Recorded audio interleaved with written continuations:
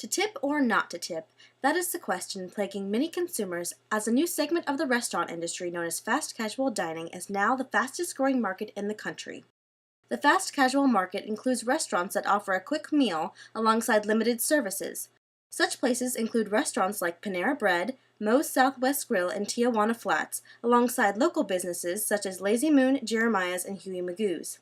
However, consumers are finding the protocol of tipping at these places to be more of a mystery than an established expectation. Stephen Falaise, a senior political science student, says that when he works at Lazy Moon, tips are expected as many employees make below minimum wage, but they are not always received. Well, there's a lot of people who tip here, and there's a lot of people who don't tip here. The regulars tip more often. We have some people who will come in almost every day, and they'll tip up to $5 a time. Matt Armstrong, owner and founder of Huey Magoo's, says he suggests an 8 to 10% tip on orders for the level of customer service and quality of food he feels his restaurant provides. His employees also often make below minimum wage and depend on gratuity. However, he says only about a third of his guests tip. It's a good quality, fresh-made meal, under $10. If you were to go to a full-service restaurant,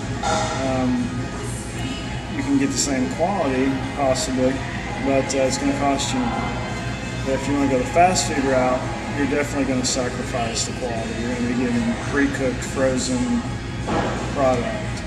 Regardless, some students don't feel tips are earned at these establishments. Christopher Neary, a psychology major who serves at Cracker Barrel, doesn't think these employees should expect tips. I typically do not tip at these places because there are times that I work very difficult into obtaining a tip from a table, and I don't feel that handing me an ice cream or a basket of chicken or a burrito kind of deserves a tip.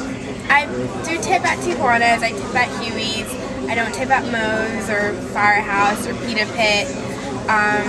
So I guess it would be places where, I don't know, they offer more service to you than, you just pick up your own food. Like, why am I going to tip someone if they're just giving me my food and I'm getting my own drink and I'm throwing my own food away? Dr. Christopher Muller, a professor at the Rosen School of Hospitality Management, said that there is really no standard for tipping at these restaurants. He said it all depends on how guilty you feel. We've grown up in a restaurant culture in the United States where tipping is sort of expected. Over the years it went from 12 to 15%, from 15 to 18%, and now a lot of people feel like 20% is what you're supposed to tip in a full-service restaurant. And then all of a sudden here's these fast casual, almost fancy restaurants like Panera Bread and Pei Wei and Chipotle, and what are you supposed to do? And the kids, the service people, say, well, I'm doing a service, I'm just like a real restaurant, but I'm not. So they put out a cup, and you see this big tip thing, and you feel guilty because if you don't put something in, you think they're not going to give you a good service.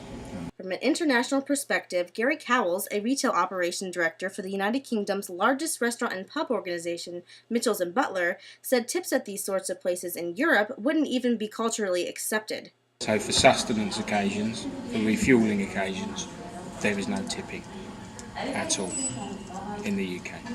However, Muller said that restaurants must be careful paying employees under minimum wage. The only reason you can use a tip differential legally is if you're in a full-service restaurant where tips are expected.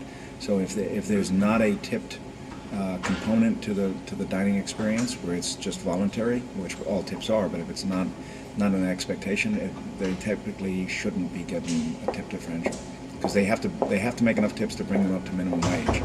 Nevertheless, when all is said and done, Sean Westbrook, a psychology major and employee at Moe's, sums it up when he says it really comes down to a person's own discretion.